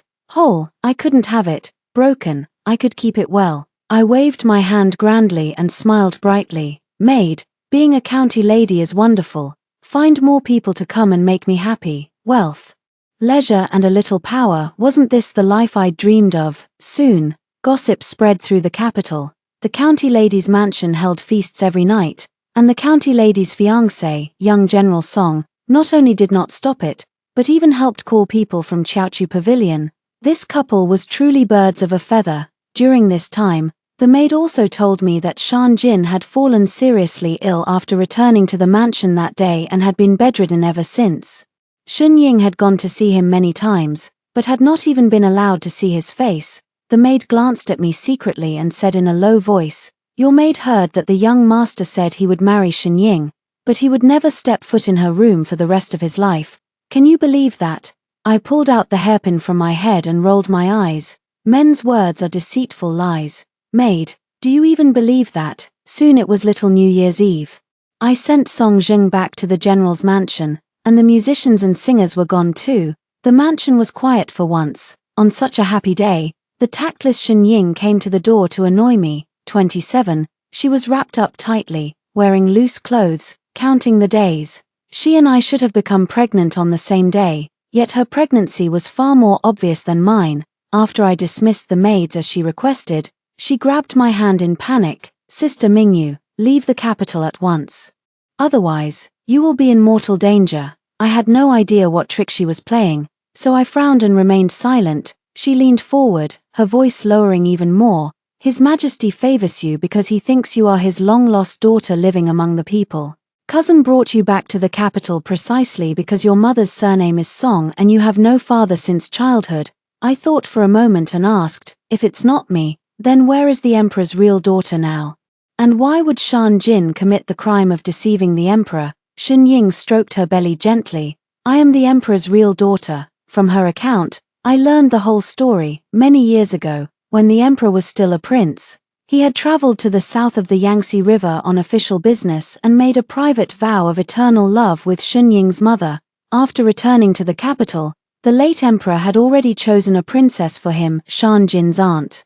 To fight for the throne smoothly, the emperor chose to accept it and concealed his love affair with Shenying's mother.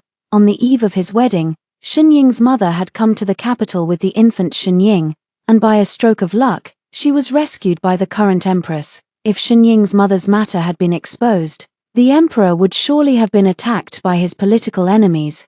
and for the sake of the Marquis of Junbei's reputation, the marriage might have been called off. After weighing the pros and cons, the old Marquis told Shen Ying's mother that her beloved was about to marry, and if she was willing, she could wait a few years to become his concubine. Unwilling, Shen Ying's mother left Shen Ying and a letter at the Marquis mansion and never returned, and all these years, the Marquis had never told the emperor about Shen Ying's existence. In the past 2 years, the political situation had stabilized, with no internal or external troubles. The emperor suddenly thought of his young lover, filled with guilt, and wanted to find out what had become of her. If Shen Ying were revealed, the Marquis mansion would most likely be attacked by the imperial concubines faction, accused of intentionally deceiving the emperor. That was why Shan Jin had traveled to the south of the Yangtze River to find a suitable woman to cover up the mistakes of the past. According to her account, all the emperor's favors towards me made sense.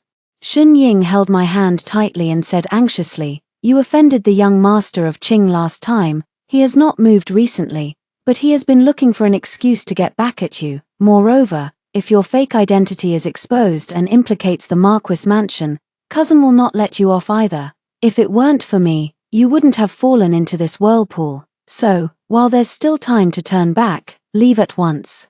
Take the money and go anywhere in the world. You can have all the handsome men you want." I pulled my hand away and chuckled. "What you say makes sense, but I don't trust you." I stood up and stared straight at her. "Rest assured, as long as you don't provoke me, I won't go after your fiancé either. Maid, see our guest out." Shen Ying's face was hideous as she left. Her gentle eyes were filled with viciousness. "Song Mingyu, a stolen identity can never last. You will regret it." I rolled my eyes at her twice. I was just a country girl. In my life, I had come to the capital, entered the palace, become a county lady, been with handsome men, and the father of my child was a marquis's son. If I had a tail, it would be sticking up to the sky. Regret, not a chance. But her words still spoiled my mood. After dinner with the whole mansion, I felt sleepy, so I told the maids and servants to enjoy themselves and went back to my room early. I never expected that as soon as I pushed open the door, I saw Master Shan standing in the room, dressed in black. The young master sent me to give the lady a gift. As he spoke, he reached behind his waist and walked towards me. Xiaohua was sleeping by the charcoal fire. Seeing him approach me, he suddenly sat up and barked at him furiously. My heart skipped a beat, but I smiled and kicked him. "He's a friend.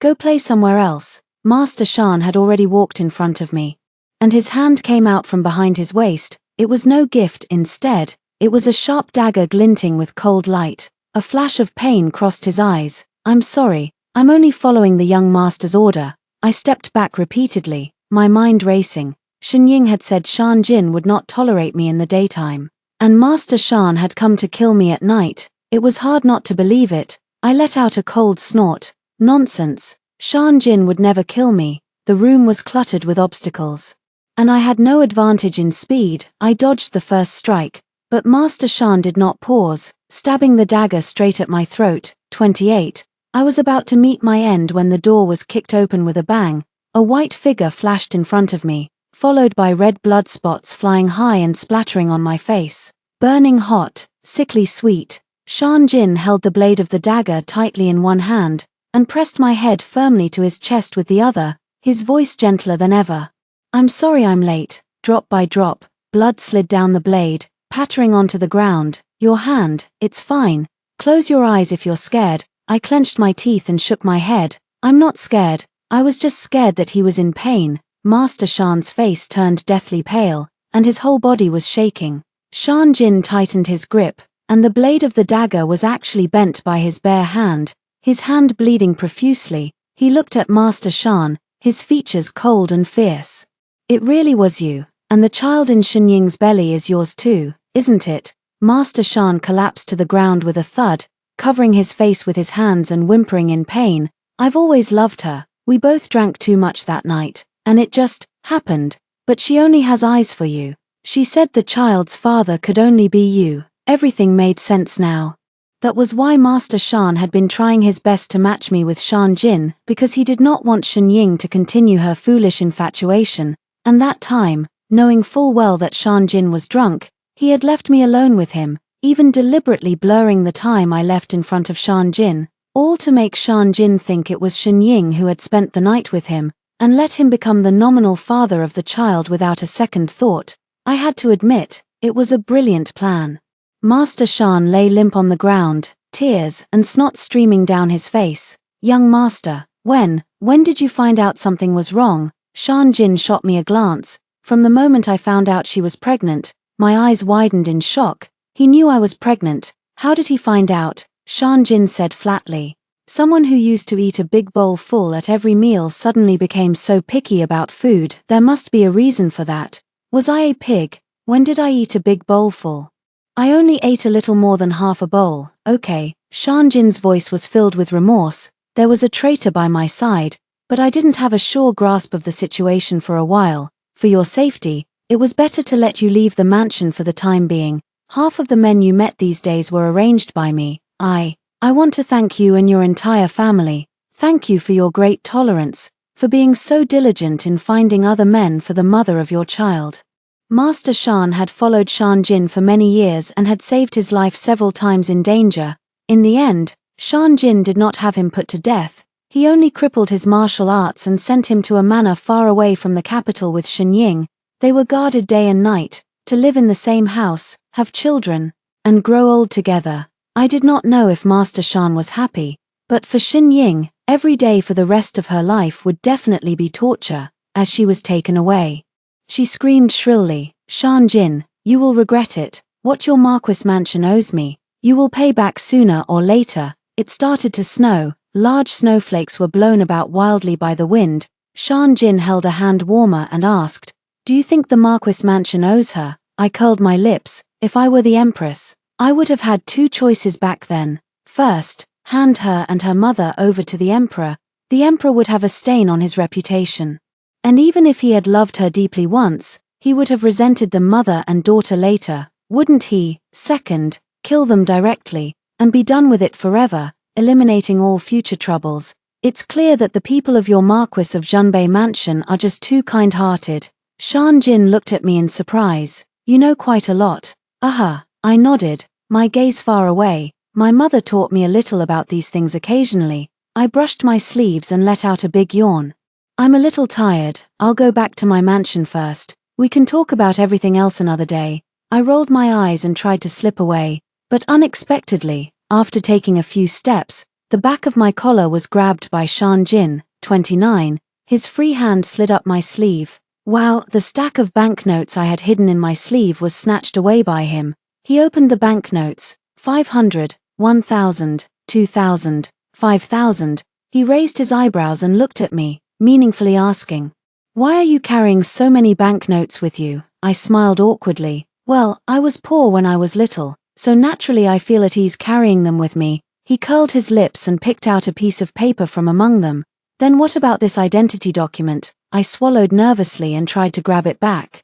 But he had already tucked it neatly into his chest. I couldn't stop in time and crashed straight into his arms. He held me tightly in his arms, his warm breath brushing against my ear. Don't think I don't know you're trying to run away. Either take me with you, or leave the child behind. How could I leave the child behind? I was so scared that I quickly covered my belly and snapped. What nonsense are you talking about? He can hear you. When he's born, he'll pull all your hair out. He smiled softly, revealing a familiar red string on his wrist. As long as you're willing to stay, I'd even let him pull me bald. I looked up at him. Such a handsome face. If he were bald, it would be such a waste. Forget it then. Anyway, before I knew it, I didn't leave. That night, I tossed and turned in bed, unable to fall asleep. Finally, I buried my head in the quilt and giggled non-stop. Well, although Shan Jin's health is a little poor, his ability is unquestionable. He is so handsome, and he has no scandals either. Has God been too kind to me? Am I dreaming? The maid heard the commotion and came in. Seeing me trembling under the quilt, she persuaded me earnestly. My lady, don't be too sad. No one expected Master Shan and Shen Ying to. Don't cover your head. You'll suffocate yourself. She lifted the quilt, and then, I guess the maid left cursing under her breath. Soon it was New Year's Eve. Song Zhang arrived early in the morning with many things. Grinning from ear to ear, I specially asked a friend to get these southern pickles for you. You've been complaining about losing your appetite these days, and these are sour plums. These are pickled bamboo shoots. I interrupted him. I'm sorry, Song Zheng. We can't continue with our previous agreement. Shan Jin has found out I'm pregnant, and he knows the child is his. Song Zheng's hand trembled, and a jar of pickles crashed to the ground with a bang. He squatted down to pick up the shards. And I hurried to help, but the moment my hand touched the broken tiles, he gently patted the back of my hand.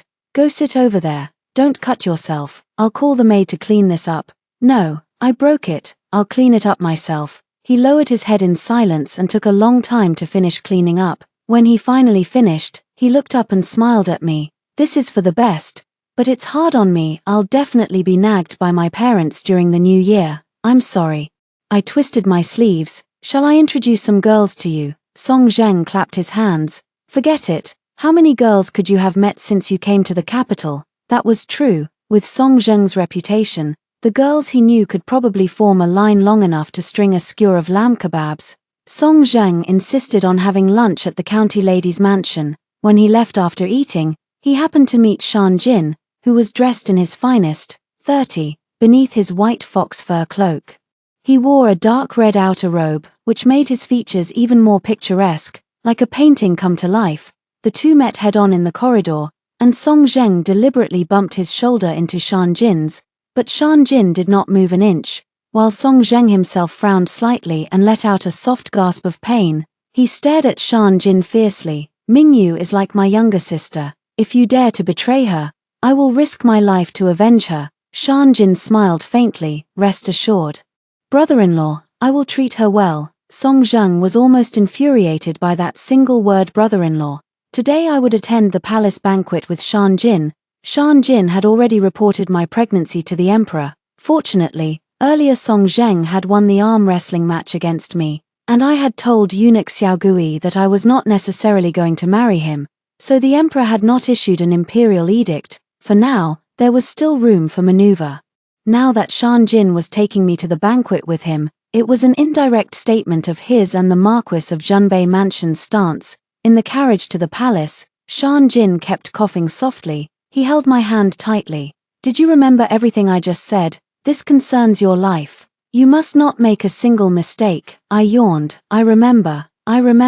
My identity was a ticking time bomb. If anyone wanted to detonate it, the New Year's Eve banquet tonight would be the perfect time.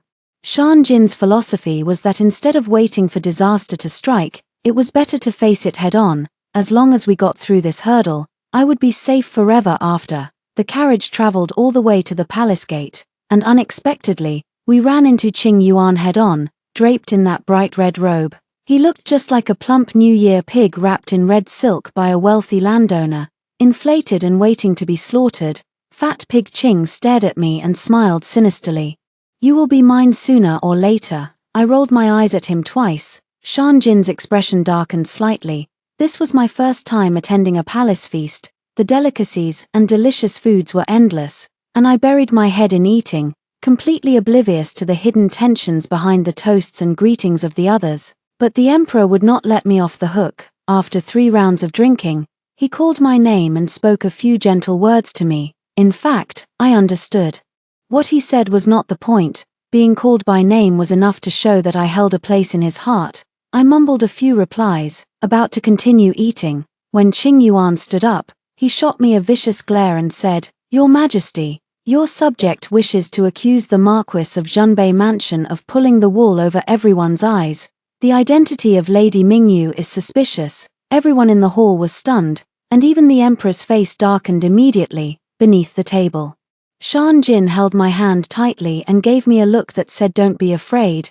Qing Yuan did not give the emperor time to react, and rattled off the entire sequence of events in one go. He said that the Marquis of Junbei Mansion had deliberately found me to impersonate a member of the royal family to cover up their mistakes from all those years ago, and that the real princess had long been defiled by the guards they ordered, and was even imprisoned privately. Wow. With this reversal of black and white, the crimes of the Marquis of Junbei Mansion were doubled. If the Marquis of Junbei Mansion fell, the Empress would lose her backer, and then Imperial concubine Qing's ascension to power would be just around the corner. Silence fell over the hall. The Emperor's face turned pitch black.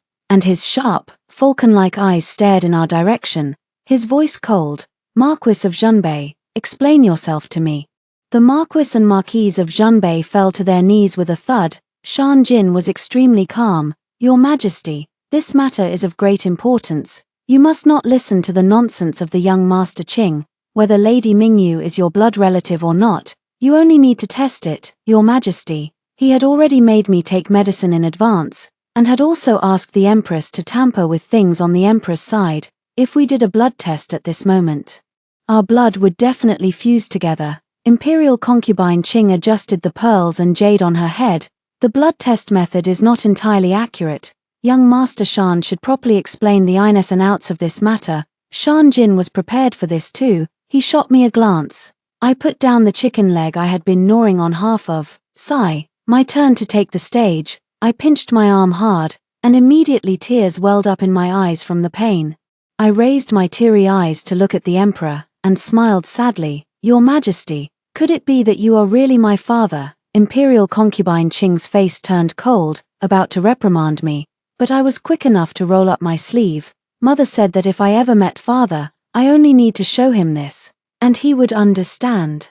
On the inside of my left elbow, there was a black mole. The Empress let out a cry of surprise. "This, Your Majesty, you have an identical mole in this exact spot too." Back then, Mother took me north. On the way, we met another woman traveling to the capital to find her husband, and the two of us traveled together. Unexpectedly, that woman contracted a terrible illness halfway and died, leaving behind a child around my age. Mother had no choice but to take the child with her too.